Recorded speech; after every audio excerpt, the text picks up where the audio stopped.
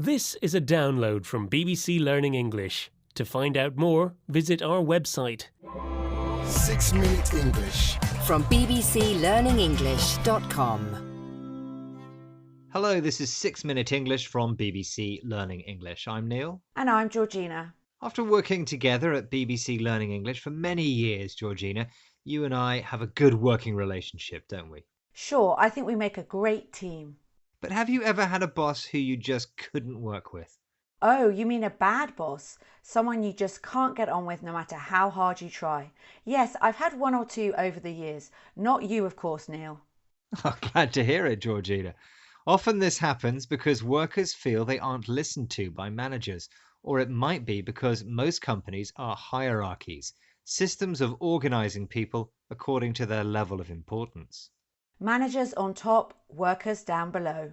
But in this program, we hear from companies who've got rid of managers and say it's helped them to do a better job, made them happier and saved money. We'll meet a self-managing company which isn't hierarchical and has no boss. And of course, we'll be learning some new vocabulary along the way. But first, today's quiz question. One of the biggest problems in hierarchies is the excess cost of management and bureaucracy. But how much is that estimated to cost the US economy every year?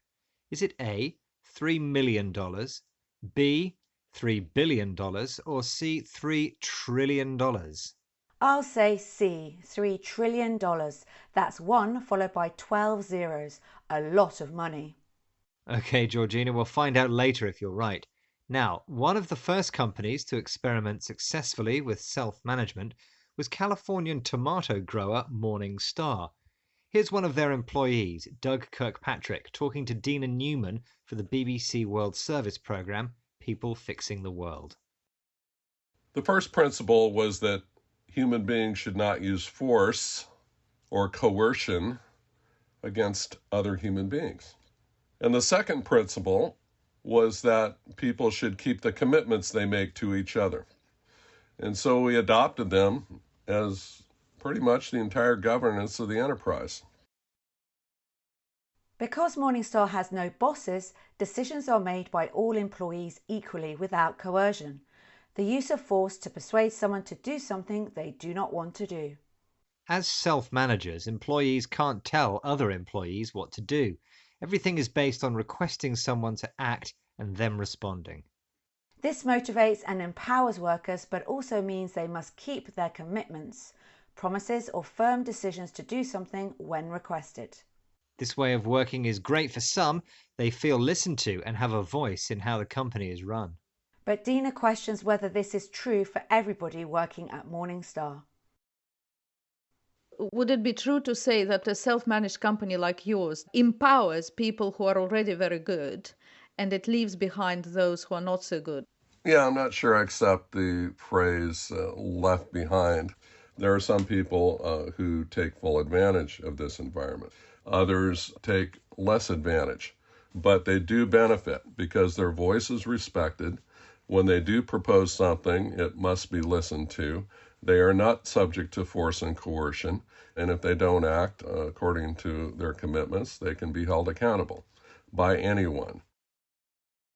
Having no bosses sounds great, but the extra responsibility can create more work and stress. Different workers respond to this in different ways, and some employees may be left behind, remain at a lower level than others because they're not as quick to develop. However, other workers enjoy managing themselves and take full advantage of the system, make good use of the opportunity to improve and achieve their goals. No matter whether employees are good self-managers or not, ultimately they are held accountable for their work performance, asked to accept responsibility for the consequences of their actions. So, although having no boss sounds good, if things go wrong, there's no one to blame but yourself. So maybe we do need those managers after all, which reminds me of our quiz question. You asked me to estimate how much the US economy loses in excess bureaucracy and managerial costs every year. And you said?